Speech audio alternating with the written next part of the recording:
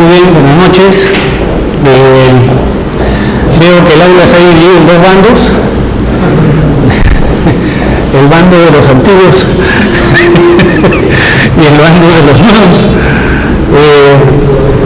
Los reiterativos, digamos, los reiterativos que han persistido en venir, los reincidentes que han persistido en venir nuevamente a este diplomado.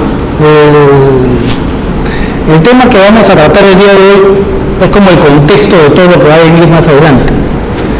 Tenemos todavía 29 sesiones por delante con temas específicos, como podrán ver en el temario. Entonces, de alguna forma hay que comenzar. De alguna forma que hay que comenzar. Y hay que comenzar planteando el contexto. El tema que vamos a tratar hoy día es el de la reforma de la administración pública. Y quizás en el marco de la gobernanza, ¿no? Y quizás este tema nos permita ir comprendiendo mejor por qué tenemos las leyes que tenemos y por qué no tenemos otras. ¿No? ¿Por qué tenemos, más o menos a eso vamos? No, espero que al finalizar la jornada del día de hoy nosotros podamos intercambiar ideas y analizar por qué tenemos las leyes que tenemos y no tenemos otras. ¿No? Esa es la idea de esta exposición, así de sencillo, para tratar de explicar por qué tenemos las normas actuales. Y lo primero que habría que tratar es el tema de la... ¿se murió? Y ahora sí, el tema de la gobernabilidad. Pero para comenzar con el tema de la gobernabilidad, curiosamente, primero tengo que saber qué es la ingobernabilidad. Si yo quiero hablar de gobernabilidad, lo primero que yo tengo que hacer es determinar qué cosa es la ingobernabilidad. ¿Y por qué es importante la ingobernabilidad, saber la ingobernabilidad y luego la gobernabilidad? ¿Y qué rol tiene en este escenario el derecho administrativo? ¿No? El derecho administrativo es el gran organizador del poder. Te organiza toda la estructura del Estado, te organiza los sistemas de personal, la burocracia, te organiza la administración de la captación de recursos, todo lo que es impuestos, la ejecución del gasto. Por lo tanto, lo primero que tengo que ver es qué significa la ingobernabilidad, cómo entendemos o cómo se entiende la ingobernabilidad. Fácil, cuando un gobierno deja de gobernar su sociedad. Cuando un gobierno deja de gobernar su sociedad. En sentido económico primero. Aquí más o menos somos de la misma promo, pero hay gente que bastante joven, ¿no? Entonces, pero sí, por la edad, o estamos usando buena crema, ¿no? Siempre hay que hacer las salvedades. Entonces, cuando un gobierno deja de gobernar a su sociedad en sentido económico, es que la sociedad no ha crecido. La sociedad no crece económicamente. Si las sociedades no crecen, la economía no crece.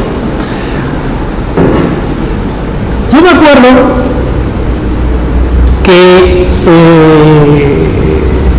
el país que recibía al salir del colegio, ¿no? Era una desgracia, ¿no?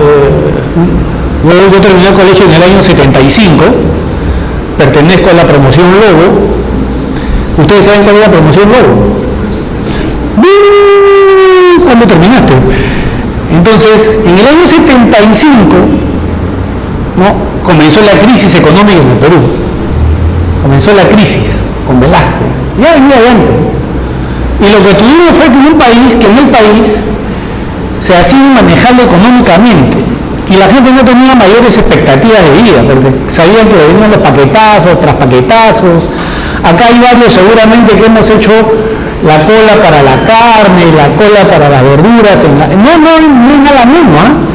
Les estoy hablando en el gobierno militar, en el año 74, 73, 76, más o menos por esa época. Varios eran bebés o no habían nacido y otros ya estábamos en la palomillada. No, recuerdo que mi madre me mandaba a mí a comprar carne en la madrugada Y todos los chiquillos del barrio salían pues porque tocaban un día así, se parecía a Julio Iglesias, ¿no? A veces tú, a veces yo, un día comíamos tú, un día no comíamos. Entonces, tenías que salir a comprar tu carne. ¿Qué era lo bueno de todo esto? Salir a las 4 de la mañana, que terminabas consiguiendo enamorada. ¿Por qué? Porque todos los muchachos salían en ese plan, a hacer su colita en el mercado y comprar sus alimentos. ¿Qué era lo que estaba pasando en realidad? Que el país se estaba deteniendo, que nos estábamos, como país, nos estábamos haciendo pobres. Como país nos estábamos haciendo pobres, ¿no?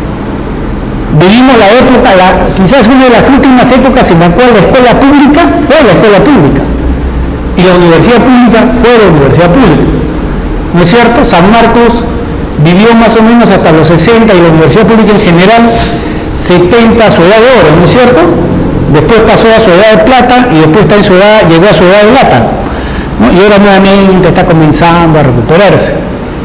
Pero eso fue lo que empezó a suceder. Los profesores de las escuelas públicas empezaron a ir con DIN, ¿no? Y las universidades, los profes no iban. Y los hospitales dejaron de atender a la gente. Empezaron a esperar que se mueran los viejos, porque era la mejor manera de ahorrar presupuesto y apostar la medicina por los más jóvenes. ¿Qué era lo que estaba pasando? Que el gobierno era incapaz de poder desarrollar su sociedad en términos económicos. Es decir, era incapaz de podernos dar una alternativa de desarrollo económico. Y lo que estaba pasando y lo que pasó en los 20, 25 años siguientes, ¿no?, fue que el país económicamente empezó a caer. Empezó a caer. Y si antes nos comparábamos con Uruguay, con Chile, por ahí con Argentina, estábamos más arriba de Colombia, cuando nos empezamos a dar cuenta, ya estábamos cayendo más abajo de Bolivia, ¿no es cierto? De eso, por ejemplo, en el fútbol no nos hemos recuperado. ¿No? En el fútbol no nos hemos recuperado. Pero no vamos a recuperar, porque va a ser la consecuencia del crecimiento económico, va a ser eso. Es cuestión de esperar. Entonces, ¿qué fue lo que pasó? Que el país empezó a estancarse, empezó a generarse el desempleo, la gente empezó a empobrecerse. Entonces, el papá tenía hijo, el hijo crecía, el hijo se quedaba. ¿No es cierto? El hijo se quedaba. ¿Qué hacía el hijo? Tratar de votar a la hermana, ¿no? O la hermana tratar de votar a la hermana. Y cuando nos empezamos a dar cuenta, empezamos a tener en casas, familias de 16, compuestas por 16 personas, 3 familias. Los hijos empezaban a casar y se quedaban ahí, porque no había posibilidad de desarrollo. El país no lo empezaba a dar desarrollo. No había empleo. No había empleo. Para los abogados también comenzó la era crítica. Ustedes saben que nosotros nos movemos en el sector servicio. Cuando la gente va a buscar un abogado cuando tiene un excedente para pagar una consulta legal. Es igualito que el médico. ¿Cuándo vas al médico? Cuando te sobra un poquito de plata para ir al médico. ¿Por qué? Porque si no, tu médico es el de la farmacia. Tu médico es el de la farmacia. Él te dice qué tienes que tomar. O el hierbero. Pero el otro punto tiene que ver que el gobierno perdió la perspectiva de poder llevar a su sociedad al desarrollo. La ingobernabilidad es eso. Uno no tenía la visión de desarrollo. Basadre decía, por la década del 70, 60, decía, hablaba de la promesa de la vida peruana. ¿Cuál era la promesa de la vida peruana? Y ahí todos decían que, Basadre decía básicamente que pues era la de tener por nuestra posición y nuestra historia, era la de tener un futuro mejor. Pero eso no se venía dando y no se daba. Por lo tanto, el gobierno, independientemente de que fuera civil o militar, era incapaz de poder generar una visión de desarrollo, ¿no? Era incapaz, se había convertido en incapaz de generar en una visión de desarrollo, a pesar de que tenía recursos. A pesar de que tenía recursos. ¿Cuáles fueron los recursos que tuvo el gobierno militar de Velasco? Los préstamos de los petrodólares. ¿Dónde se fueron? Ahí el Museo de la Nación ese día. Y los tanques que ya no se usan. Los tanques que nos íbamos a ir a la guerra con Chile. En la escuela nos hacían inscribirnos en pre-militar y todas estas cosas. Entonces, la ingobernanza o ingobernación tiene que ver con este tema, ¿no? Hay una sociedad que entra en crisis En términos generales, hay una sociedad que entra en crisis y que el gobierno es incapaz de poder administrar, que el gobierno es incapaz de poder orientar hacia adelante a su sociedad. Y si esto es la ingobernanza, ¿no? Y si esto es la ingobernanza, ¿qué es la gobernanza? Si esto es la ingobernanza, si la ingobernanza es esta sensación de crisis económica, social, política, de indefinición de futuro, ¿no? Si esa es la ingobernanza en una sociedad, ¿no? Con desempleo, ¿qué es la gobernanza? La gobernanza está en este ejercicio que se tiene de poder para administrar recursos eficientemente. Tengo recursos y los administro eficientemente. Mientras que en otro lado puedo tener recursos y no los administro eficientemente. En la gobernanza lo que tengo es el uso del poder para sacar adelante un país. Cualquiera. Para sacar adelante un país. Y el término desarrollo va a tener distintas connotaciones, ¿no? Para algunos será desarrollo llenarnos de edificios, ¿no? De repente para otro va a ser desarrollo mejorar las zonas rurales. El desarrollo tiene distintas maneras de entenderse. Entonces, ¿la gobernanza qué es? La gobernanza tiene que ver con el ejercicio del poder a efecto de poder administrar estos recursos económicos que permitan a una sociedad determinada, en una coyuntura determinada, salir adelante. Eso es lo que es la gobernanza. Es decir, tengo plata, tengo capacidad de decisión, puedo sacar adelante a la sociedad. El tema es que la gobernanza se desarrolla en determinadas políticas públicas, ¿no? La gobernanza se desarrolla a través de políticas públicas. ¿Y cuáles son estas políticas públicas?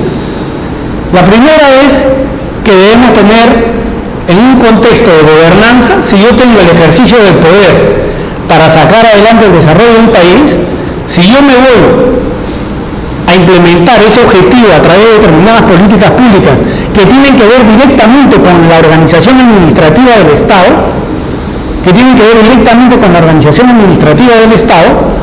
lo que voy a hacer es obtener o plantear procesos transparentes.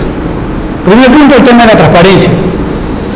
Si no tengo transparencia en el ejercicio de la ejecución del gasto público o en el ejercicio de la actividad pública, no voy a poder estar generando gobernanza. Les pongo un ejemplo. Clinton.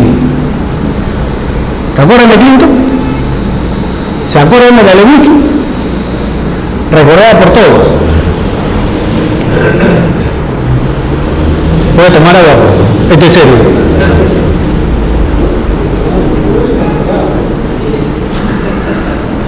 ¿Qué pasó con Clinton?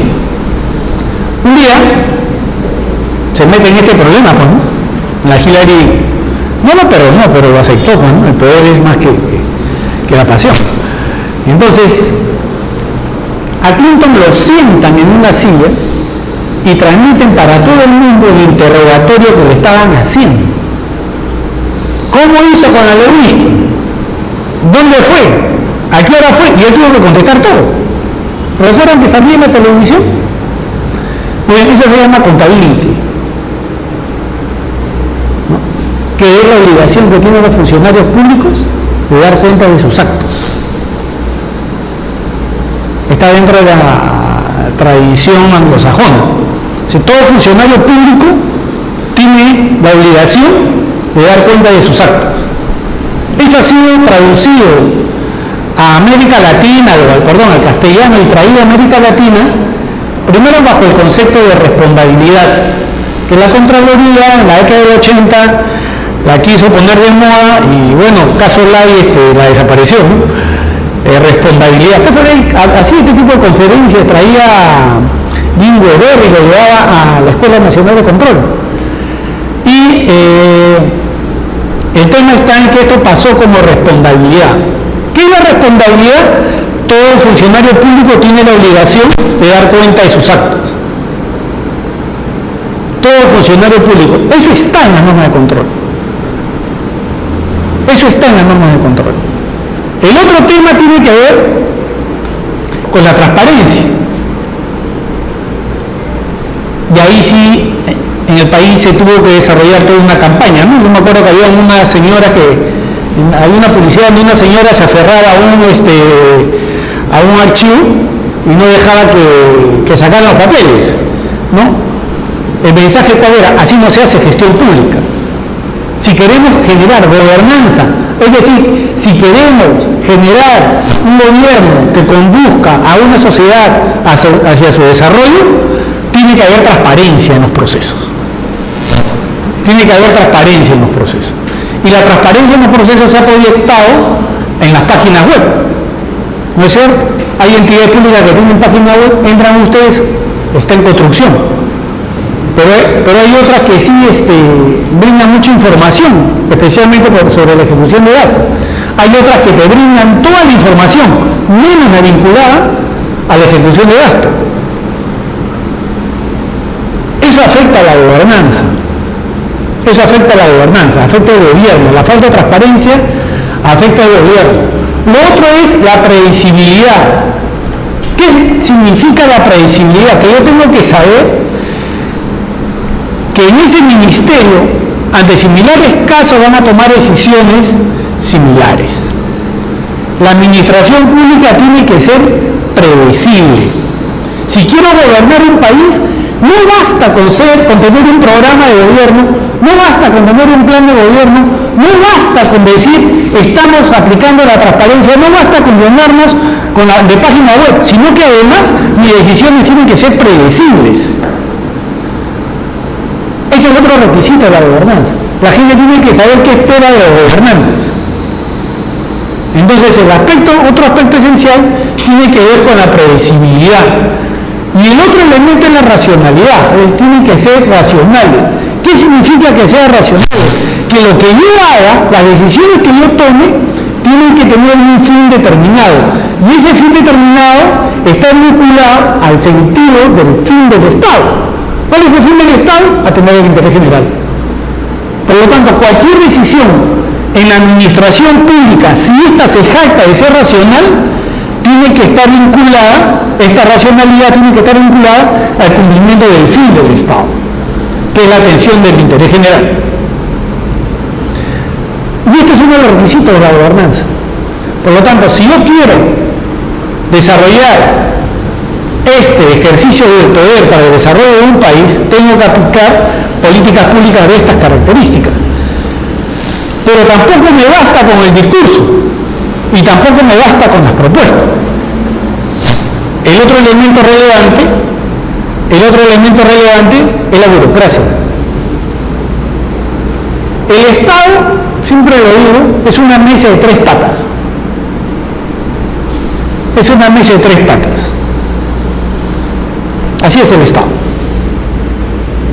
Tres patas. No hay Estado que no cobre impuestos.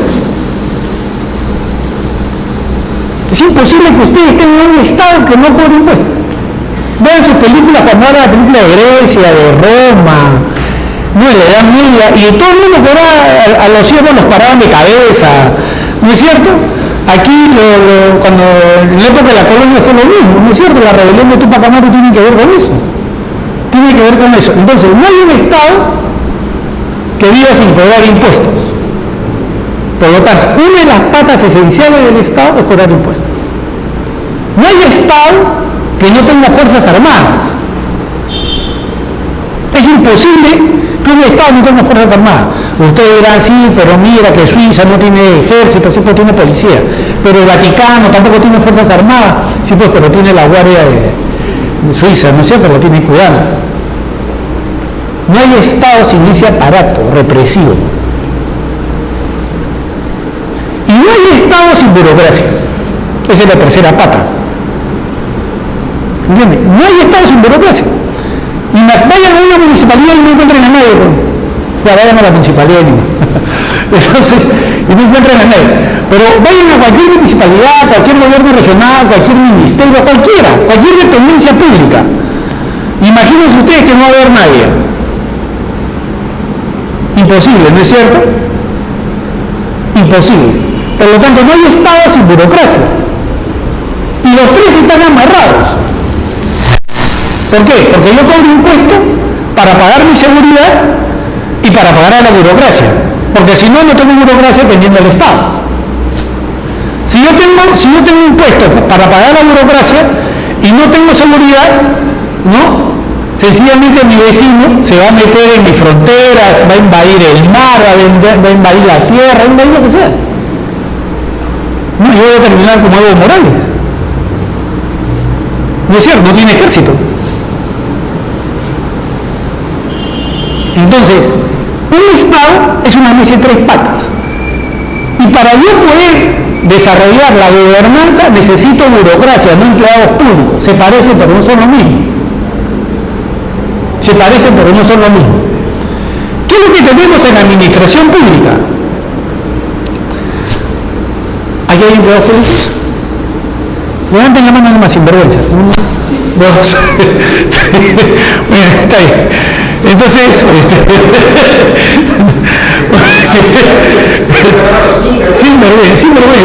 No sinvergüenza. No he dicho sinvergüenza, levanta la mano. ¿No? Levanta la mano sinvergüenza. ¿Qué significa? ¿Qué es lo que tenemos en la administración pública? ¿No? Un montón de gente buscando trabajo.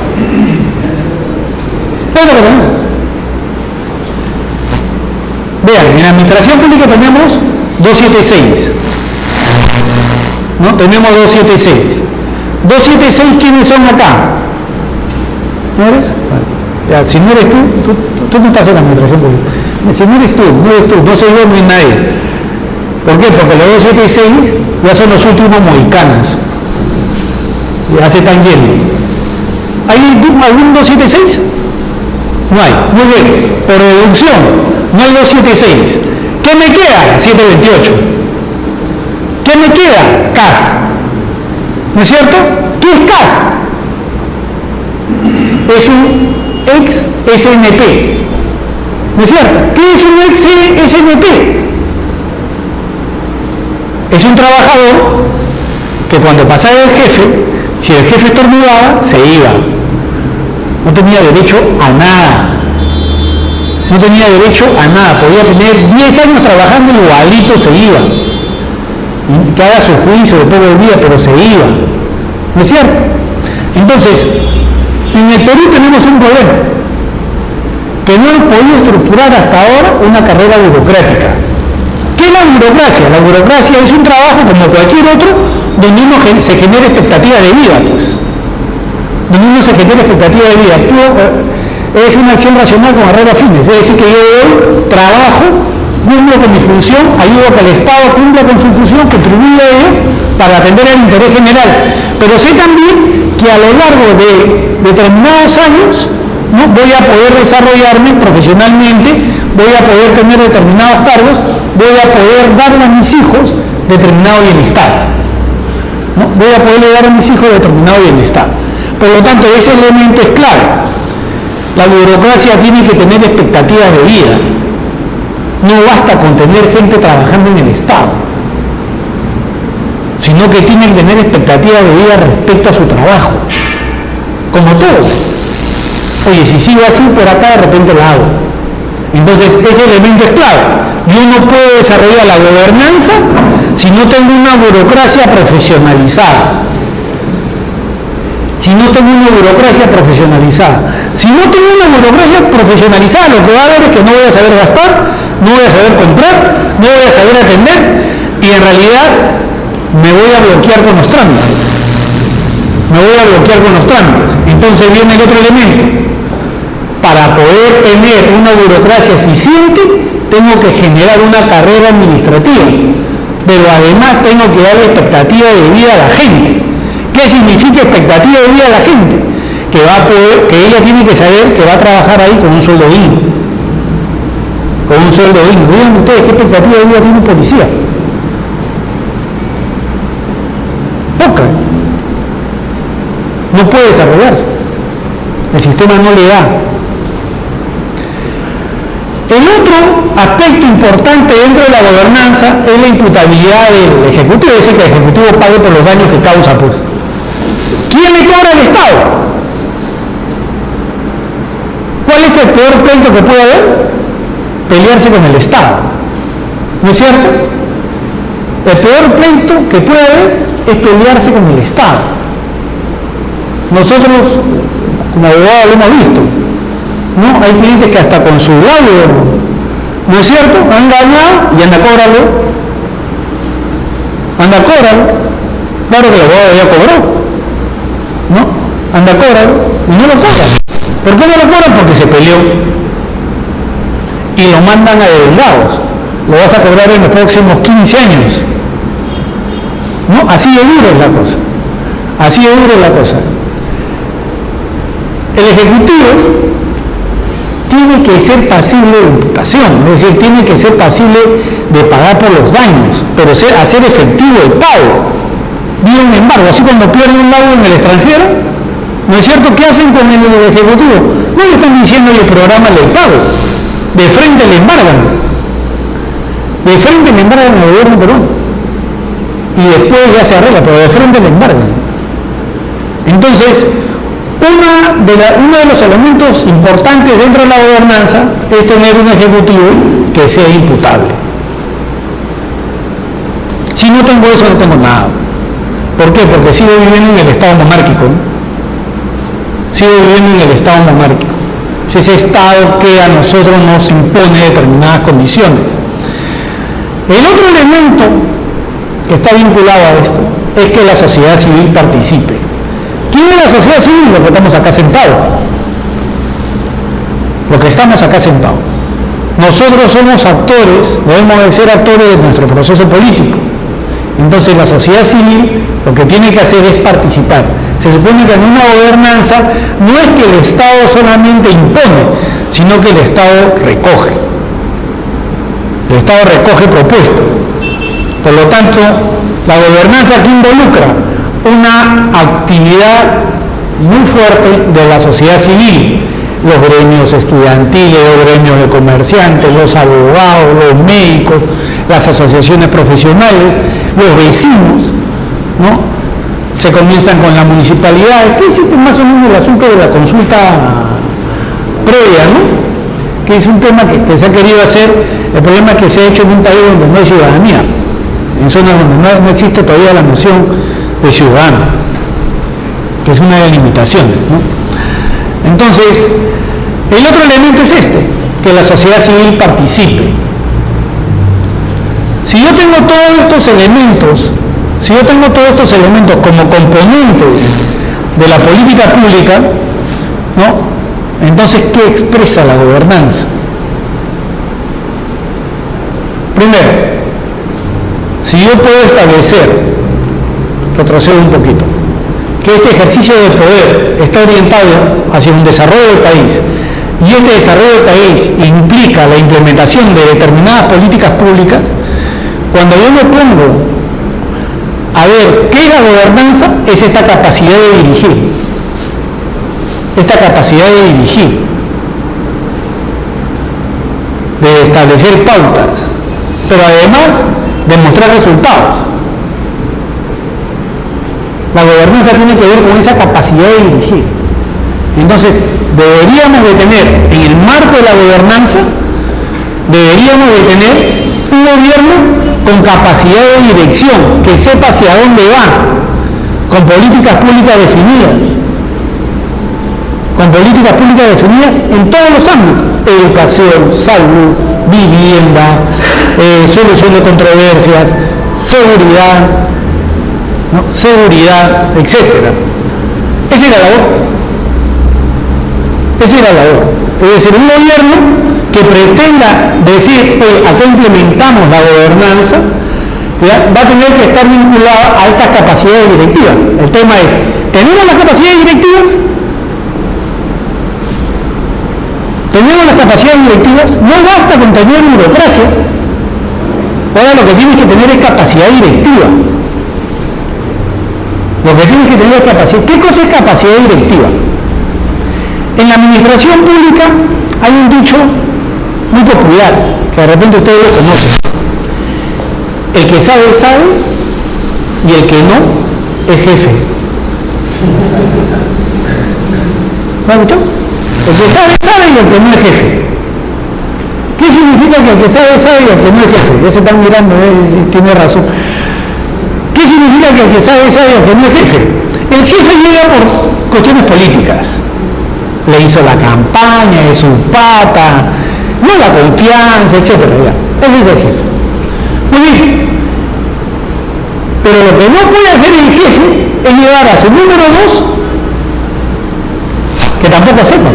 Porque si el número 1 no sabe y el número 2 no sabe, esa entidad pública se la levantan. ¿En manos de quién está la entidad pública?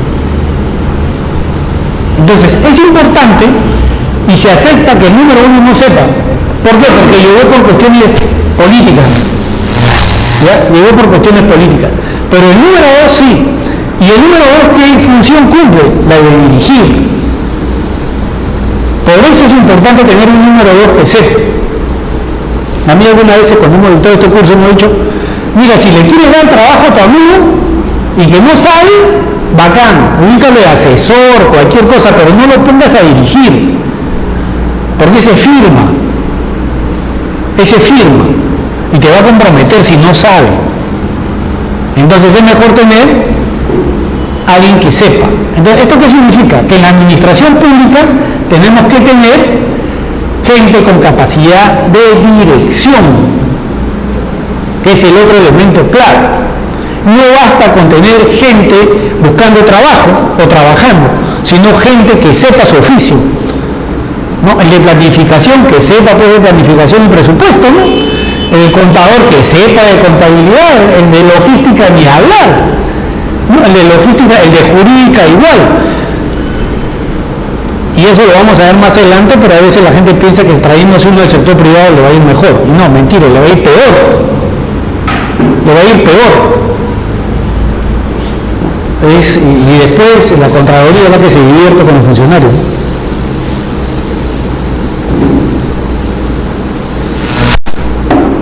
Bien. Ahora, ¿cómo puedo demostrar mis capacidades directivas? Por resultados. Por resultados. Pregunta, en este esquema, ¿hay algunos ministros que deberían irse?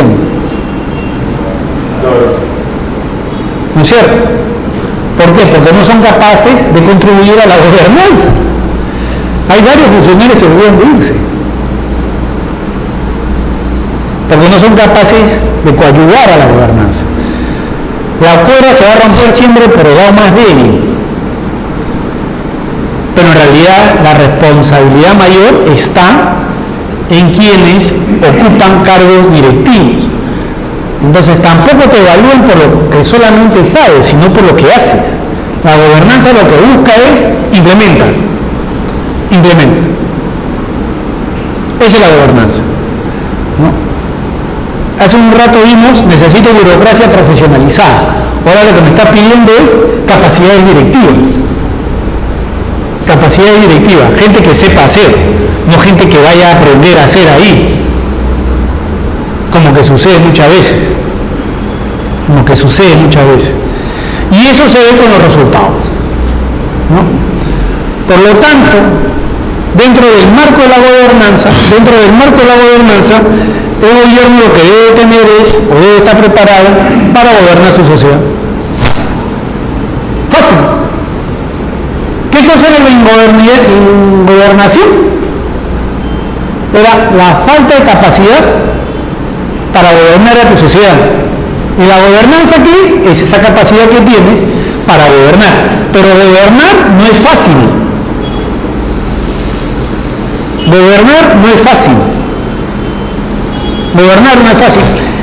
Los partidos políticos tienen sus comisiones de gobierno. Cuando llegan, el que no sabe muere. Y normalmente son los primeros que llegan, ¿eh? Los primeros que llegan a tomar los ministerios, las direcciones, esos llegan apurados y se van rapidito. ¿Por qué? Porque al no tener experiencia, sencillamente van a ser removidos. ¿No? ¿no? Y al año y medio empieza la gente recién a ganar experiencia, ¿no? Entonces, esta es la gobernanza. Y si tengo la ingobernación y tengo la gobernanza, ahora viene el otro tema, es cómo un gobierno gobierna su sociedad. Un gobierno gobierna su sociedad a través de instituciones y recursos. Instituciones y recursos. Nosotros tenemos 3 niveles de gobierno: local, regional y nacional. Son nuestros 3 niveles de gobierno, la descentralización a partir de ahí. Entonces lo que yo tengo que tener son instituciones que me permitan poder gobernar. Instituciones que me permitan poder gobernar. Nuevamente volvemos al tema. ¿Qué instituciones están en capacidad de poder gobernar? ¿Las municipalidades pueden gobernar? Les pongo un ejemplo. La Municipalidad de La Victoria, conjuntamente con la de Miraflores y San Isidro, y seguramente la de San Borja, son las municipalidades que tienen más plata en el Perú. Surco también. Son de las que tienen más plata en el Perú. Pero uno va por La Victoria y parece la luna. ¿No es cierto? Parece la luna, encuentra baches por acá, baches por allá, la pista está mal hecha, y si estuvo hecha se malogró en poco tiempo. Y al otro lado es tu pista bien vacante, la pintan 3 veces al año, te ponen la flecha por el mismo sitio, te pintan la veredita de amarillo, te ponen flores, te riegan las flores, te empata uno con su jarrita, si es que no hay agua, te hacen todo. Y al otro lado ponen jardines y ves, es pura tierra, ¿no? La mendicidad y la delincuencia está que camina. Al otro lado encuentras un sereno cada cuadra, con patrulleros de última generación, al otro lado están empujando el patrullero. Entonces, ¿qué es lo que pasa, por ejemplo, en La Victoria? ¿Qué es lo que pasa en La Victoria? Tiene plata en el papel, pero la gente no paga. Los otros tienen plata en el papel y la gente paga. Esa es la diferencia. Entonces tengo recursos y tengo instituciones. Lo grave sería que teniendo esas dos cosas no haga nada. Lo bueno es que sin tener tanto puede hacer algo. Ya Mancocapa se va a ir. Hace 2 años que lo están arreglando la plaza, ¿no? Ya se está yendo. ¿Han pasado por la plaza Mancocapa?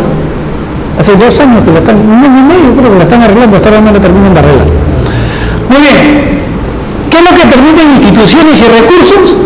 Poder ejecutar acciones de gobierno. Permiten consolidar la relación gobierno-sociedad. Permiten consolidar la relación gobierno-sociedad. Y permite que la sociedad alcance el futuro deseado. ¿Cuánto de esto tenemos en el Perú?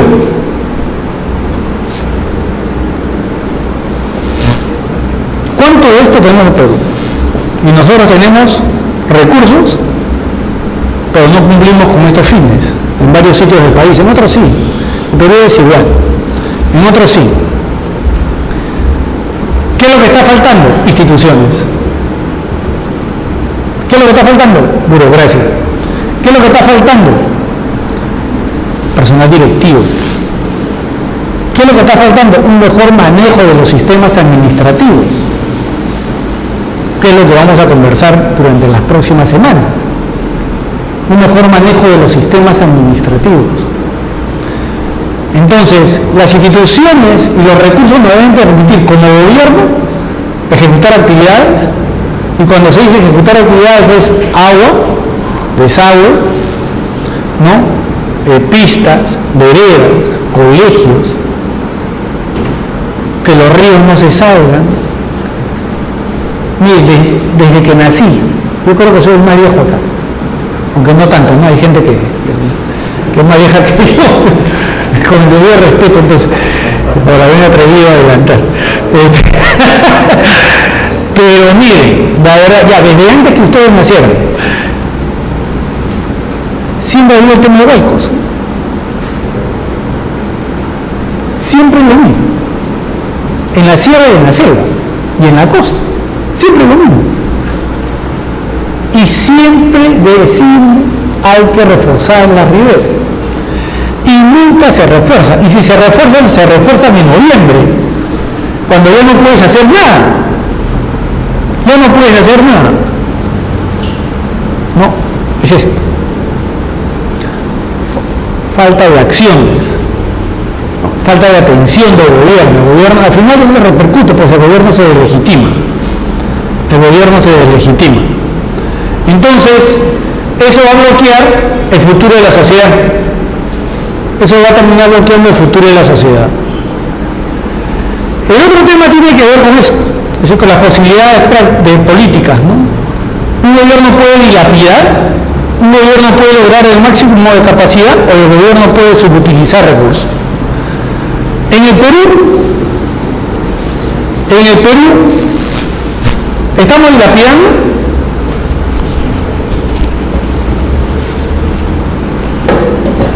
¿Estamos dilapidando? ¿Humala está dilapidando? No está dilapidando. ¿Alan García dilapidó? No avisó, ¿no? Toledo. Hay plata de Toledo, ¿no?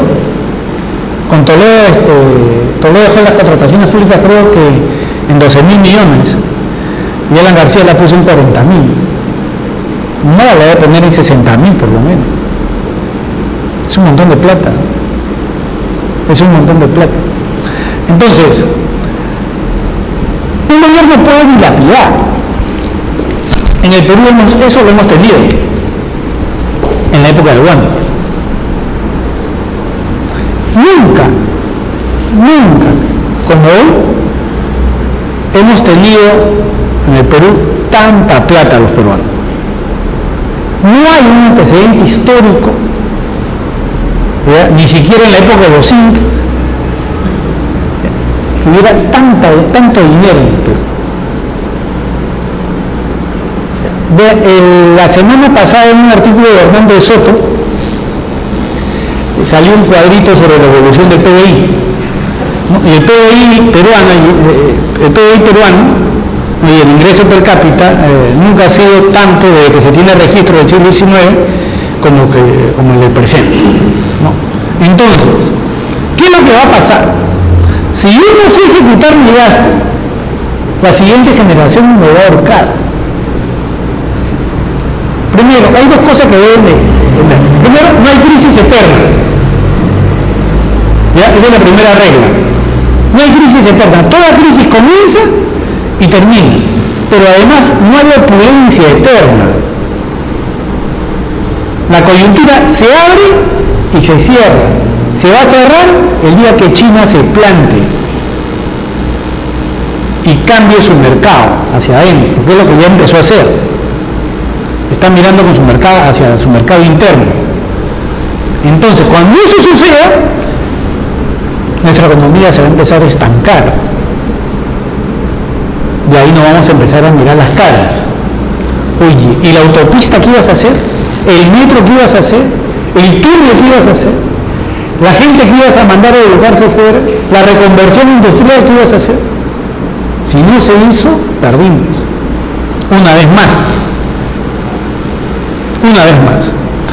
Lo otro es que puedes tener un gobierno tan eficiente, ¿no?, que puedes utilizar al máximo la capacidad, porque es un gobierno de gerentes, ¿no?, digamos así. Si puedes utilizar al máximo tu capacidad, el país se desarrolla, el Perú es una maravilla, ¿no? Todo el mundo ejecuta bien, Gregorio Santos es pecador arrepentido. Entonces todos empiezan a ejecutar. Cajamarca, tú llegas a Cajamarca por una autopista, un viaducto te lleva de Ferreñafe hasta Cajamarca y ya no te haces esa ruta, ¿no? O te vas a Huaraz igual, ¿dónde quieras a Huaraz? Por Casma, ¿no?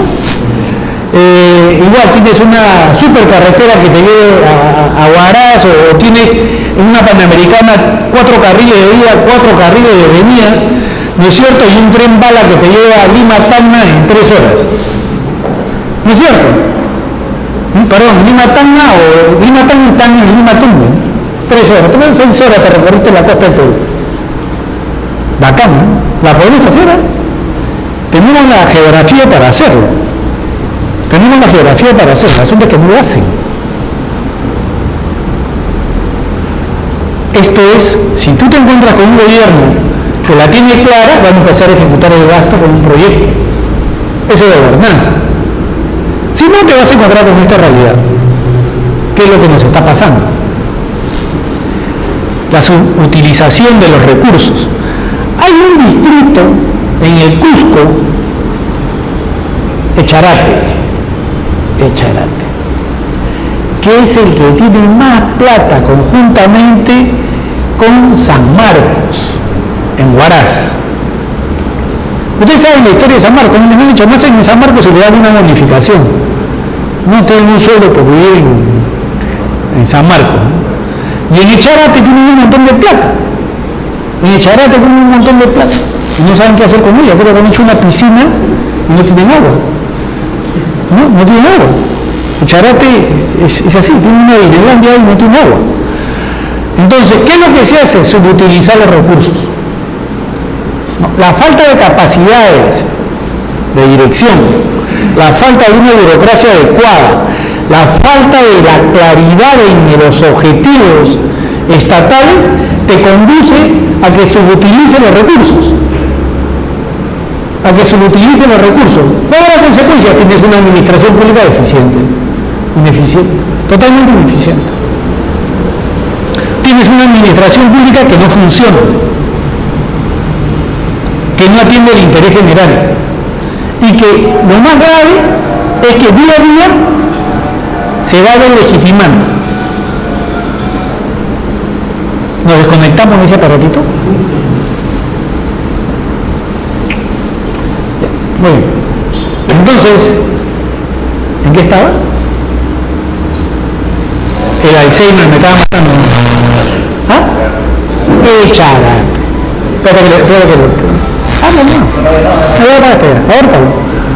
Ya, Echarate. Entonces, ¿a qué conduce? A la subutilización de echar. Hay varios echarates en el Perú. ¿Cómo creen que va a resolverse el tema de Cajamarca?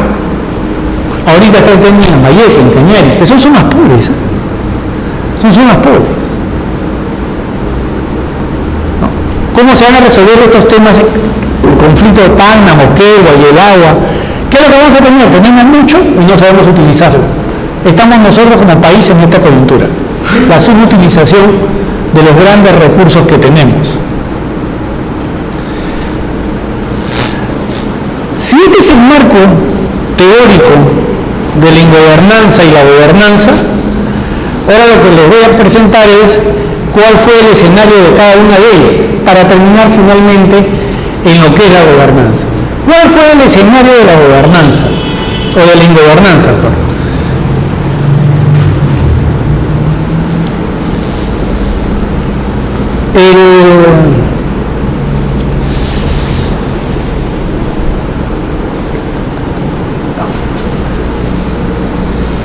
Al finalizar el siglo XIX, lo que se empezó a producir con el ocaso del Estado liberal, ¿ya?, fue el surgimiento de un nuevo tipo de Estado que respondía al desarrollo industrial de la época. En Europa, este Estado impulsó la educación, la salud y la vivienda de la población. Se conoce como el Estado de Bienestar, el welfare state. Un Estado que a la gente le daba escuela, le daba educación. ¿Por qué? Porque ya no se necesitaban obreros analfabetos, se necesitaban obreros que supieran leer y escribir. Por lo tanto, la educación fue obligatoria. La educación primaria y secundaria fue obligatoria. En el Perú la obligación, creo que hasta los 80, la Constitución se define, era la educación primaria era obligatoria. Hoy ya la educación secundaria es obligatoria. Pero antes la obligación primaria, terminando. Entonces, la obligación primaria se requería en Europa, ¿para qué? Para que la gente pudiera leer y trabajar en las máquinas. ¿Qué es lo que se estaba viviendo? La segunda revolución industrial. Las consecuencias de la segunda revolución industrial. Ahí se acabaron los campesinos analfabetos, los obreros analfabetos. La gente empezó a educarse. Pero a la vez este Estado, para poder tener obreros educados, tenía que darles pues educación, pero a la vez de dar educación le tenía que dar salud. Cuando le daba salud le tenía que dar vivienda, barrio obrero. Le tenía que dar vivienda. Entonces surgió un Estado que empezó a darle a la gente todas estas cosas. En contraposición al Estado liberal, que no le daba nada. Era el Estado gendarme, no le daba nada. En cambio, en el Estado de bienestar, lo que hacía el Estado era empezar a otorgar a la gente. Entonces, el tema es que si en el Estado liberal, el actor principal eran los privados, la autonomía y la voluntad eran los privados, en el Estado de bienestar, quien va a cobrar un rol protagónico ya no va a ser el privado, va a ser la administración pública. Y la administración pública empieza a crecer. En el Perú ese ejemplo lo tenemos con la misión Kremer, ¿no? Con la misión Kremer, ¿no? Que hizo la superintendencia, el Banco Central de Reserva, la Contraloría, modernizó el Estado en la época de Leía, al final del gobierno de Leía. Vino el crack y se apareció en escena un señor llamado John Maynard Keynes. Y John Maynard Keynes decía lo siguiente, que el Estado tiene que intervenir en la economía. ¿Y qué es lo que hizo Keynes? Pero impulsó en Estados Unidos que el Estado dinamizara la economía y el Estado se convirtió en el gran empleador. Por eso desapareció Al Capone. Porque el Estado no solamente fue leonés, sino que el Estado empezó a dar trabajo en carreteras. ¿No? Empezó a dar trabajo en carreteras. El Estado se convirtió en autor protagónico. Y cuando hablo del Estado, hablo de la administración pública. No estoy hablando del Estado en abstracto.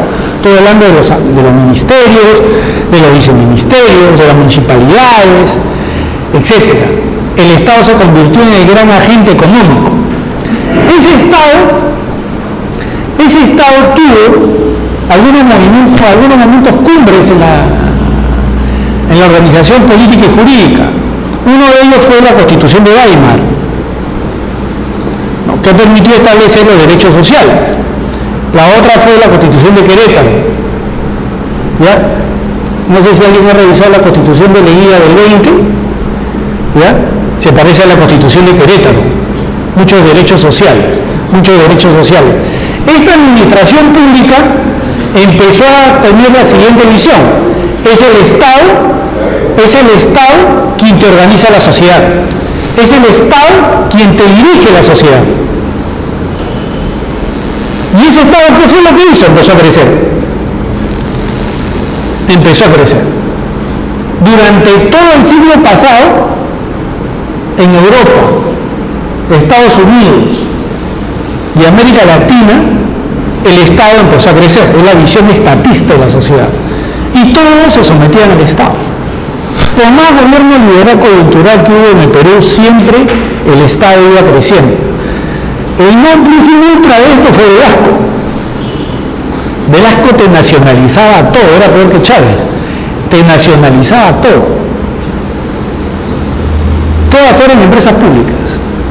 Entonces tuvimos un Estado gigantesco. En América Latina también, los hospitales que hizo Perón, la seguridad social en Argentina, los hospitales eran inmensos, los ministerios eran inmensos. Entonces la administración pública empieza a tener un rol protagónico. Y en mis tiempos de universitario, todos querían trabajar en el Estado. Eran pocos los que se iban a trabajar.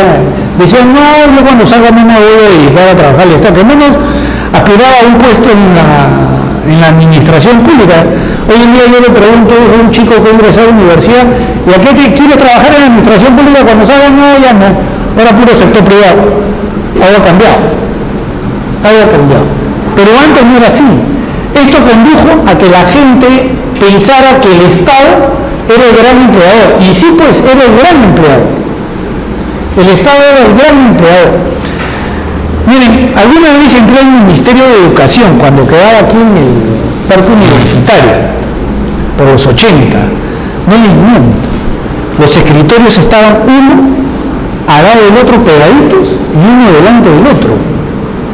Así estaban los escritorios, repleto de gente. el Ministerio de Educación, repleto de gente. Entonces la sociedad se burocratizó, pero además se estableció de que ¿cómo evitamos que haya un robo? ¿Cómo evitamos que haya un robo? Entonces se empezó a juridificar la sociedad. Se empezaron a sacar un montón de leyes para evitar que la gente robe. ¿Cuál fue la consecuencia? Nos llenamos de trámites, nos llenamos de procedimientos,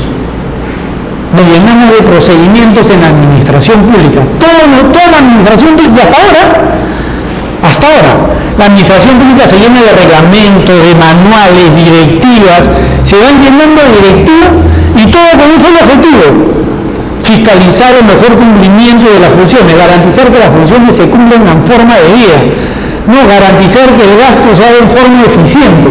Para eso nos llenamos de normas y en eso le damos en la yema del gusto a la Contraloría o al Sistema Nacional de Control, porque ellos, al hacer control de la legalidad, lo que hacen es verificar que hayas cumplido con tus normas. Entonces, como no cumples, incurres en responsabilidad. Entonces, lo que tuvimos finalmente fue una sociedad burocratizada y juridificada. Y después lo que tuvimos en este escenario fue que toda la idea de autonomía privada, de autonomía de la voluntad privada, se acabó.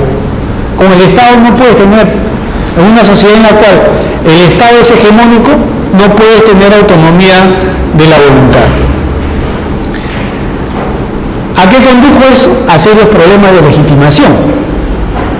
Es decir, cómo el Estado se iba legitimando o cómo el Estado buscaba legitimarse ante la población fue a través de estas normas. Lo que pasa es que el Estado llega a esta época y empieza a hacer crisis. La crisis se desata de este Estado en 1973. ¿Cuándo comenzó? Con la crisis del petróleo. Una vez estaban pues las 7 hermanas, ¿no? 7 hermanas, eran 5 hermanas, 7 hermanas, ¿no? 7. Las empresas petroleras que te controlaban la producción de petróleo en el mundo. ¿Ya? Y un día los árabes, que estaban pues molestos por la derrota que habían tenido frente a Israel, que era apoyada por estas empresas, ¿no?, deciden tomar el control del petróleo y dicen lo siguiente: subimos el precio del petróleo, y se armó la grande. ¿Por qué? Porque eso condujo a la crisis del petróleo. Se produjo menos, subió el petróleo, ellos controlaron la producción, subió el petróleo, hubo carestía de petróleo, hubo carestía de gasolina, la gasolina subió y el costo de vida en el mundo empezó a subir. Pero además había otra cosa. En países de América Latina, como Perú, cada vez que había una guerra, Estados Unidos hacía una guerra y nos iba bien. ¿Por qué? Porque si se iba a la Segunda Guerra Mundial, Perú, ¿qué le vendía? Minerales. La guerra de Corea le vendía minerales. Hoy día hizo todas esas grandes unidades escolares durante la época de la guerra de Corea. Las grandes unidades escolares se las debemos a la guerra de Corea. Hubo plata. Entonces, este tema fue bien hasta esta coyuntura, en la cual los países empezaron a tener necesidad de recursos y al no poder exportar, empezaron a prestarse plata. ¿Y de quién se prestaron plata? De los árabes. ¿Qué hacían los árabes? Prestaban. Tengo más, tuvieron un montón de plata era lo que les sobraba. Tengo más, hermano, llévatela. No hay problema, no voy a pagar. ¿Qué hizo Velasco? Empezó a empeñarse. ¿Ya? El problema es que el gasto que hubo no fue gasto productivo. Los árabes después empezaron a cobrar. Y cuando empezaron a cobrar, no hubo para pagarles. Y cuando no hubo para pagarles, se desató la crisis del Estado. Entonces, como les comentaba hace un comienzo, si el profesor de escuela pública iba con terno, fue con jean. Si cuando ibas al hospital público te daban remedio, ya no te dan. Si a la gente la atendían bien, la atendían mal. Empezó a llegar la crisis y todos nos empezamos a empobrecer. ¿No? Todos nos empezamos a empobrecer a partir de la década de 70. Las sociedades latinoamericanas se empezaron a empobrecer. y trajo huelgas, revoluciones, golpes de Estado. 1973, se da Allende. Pinochet da el golpe de Estado en Chile en el 73, septiembre del 73, y en plena crisis del petróleo, de la deuda. Viene la inflación, ya en los 80 se desata con la inflación, nosotros lo hemos vivido, ¿no? Creo que el mejor ejemplo es Alan 1, ¿no es cierto? No Alan 1, íbamos a cobrar con bolsa, ¿no? Cobrábamos en el Banco de la Nación nuestro chequecito, te cobrabas y arrancabas Ocoña a cambiarlo, ¿no? Porque si ibas a comprar algo, ya ese producto había cambiado de precio que tenía una mañana, ¿no? Y la inflación era descontrolada, la economía se había vuelto inmanejable, es ingobernanza, ¿ya? Y no era un tema de Perú, era un tema de Brasil, un tema de Argentina, que estaban con este tipo de situaciones, ¿no? Este Estado social ha tenido una larga agonía en América Latina, ha tenido una larga agonía, y esta larga agonía ha estado directamente relacionada con su modelo de desarrollo. Entonces, este modelo, de igual ocaso, se acabó. Se acaba durante la década del 70, la agonía está del 70, y en los 80 ganan las elecciones dos personajes importantes: Ronald Reagan en Estados Unidos, Margaret Thatcher en Inglaterra. Y resurgen las propuestas liberales, el péndulo se mueve, resurgen las propuestas liberales y surge lo que se conoce como el consenso de Washington, ¿no? Y ese es el escenario de la gobernanza. La gobernanza que hemos estado hablando hace un rato, la gobernanza de la que hemos estado hablando hace un rato, ¿no? Está relacionada con esta coyuntura.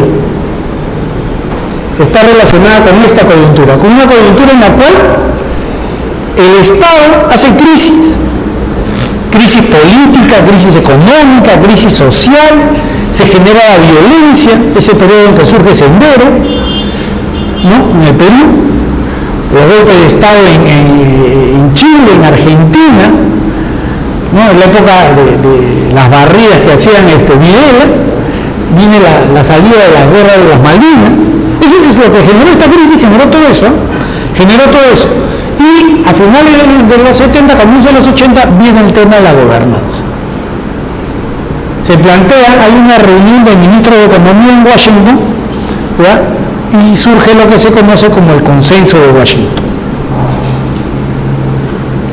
¿no? El consenso de Washington, ¿qué plantea? Primero, disciplina fiscal. Disciplina fiscal. El Estado tenía que incrementar sus ingresos. El Estado tenía que incrementar sus ingresos. Segundo, ¿cómo incremento mis ingresos?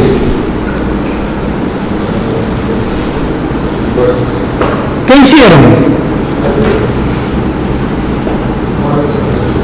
Claro, subieron todo. No a las exoneraciones, trataron de recuperar el impuesto, ¿no? La presión tributaria. Ya, se establecieron prioridades para el gasto público. Como había tan pocos recursos, no se podía gastar en todos lados. Por lo tanto, se empezaron a priorizar determinados gastos y a dejar otros. Si en la década del 70 era el Yankee Bujón, ¿no? En los 80, en América Latina, se empezó a traer inversión extranjera.